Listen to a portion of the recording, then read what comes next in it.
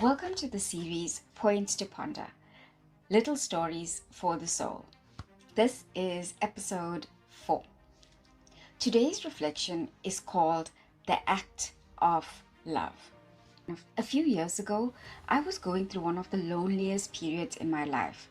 The sort of season where the world continues as normal, but somehow you don't. People go to work, traffic continues, neighbors mow their lawns, and life carries on. And yet inside, everything feels different.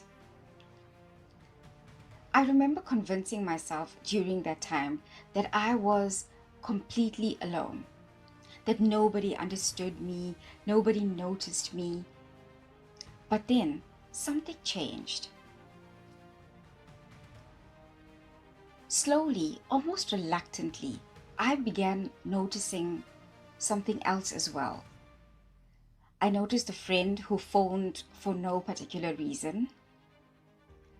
I noticed a stranger who held the door open for me and smiled as I entered a bookshop. I noticed a message that arrived at exactly the right moment, almost telepathically. I noticed a person who sat with me one day on a park bench and listened to me. I even noticed the extra biscuit that occasionally appeared beside my coffee at a local coffee shop. These were small things, ordinary little things, easy things to miss. And yet, when I look back now, those small things carried me. Now, how does this relate to love? We often speak about love as though it arrives with violins and grand declarations and gestures.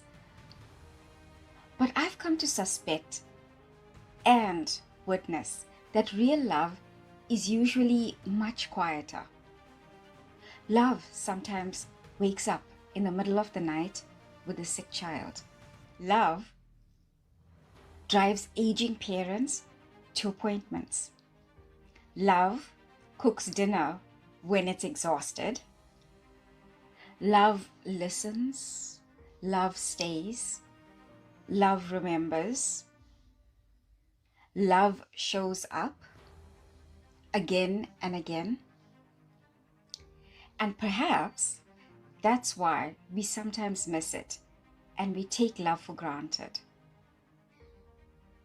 Because we're looking for fireworks while love is quietly washing dishes in the kitchen. I think one of the greatest tragedies of being human is how often we overlook the love that surrounds us because it arrives wearing ordinary clothes.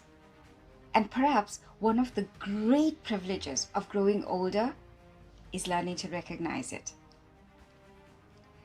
These days, when someone says, "Nobody loves me," I understand what they mean. But I also wonder whether they might simply be looking in the wrong places. Love, I've discovered, really shouts. It whispers.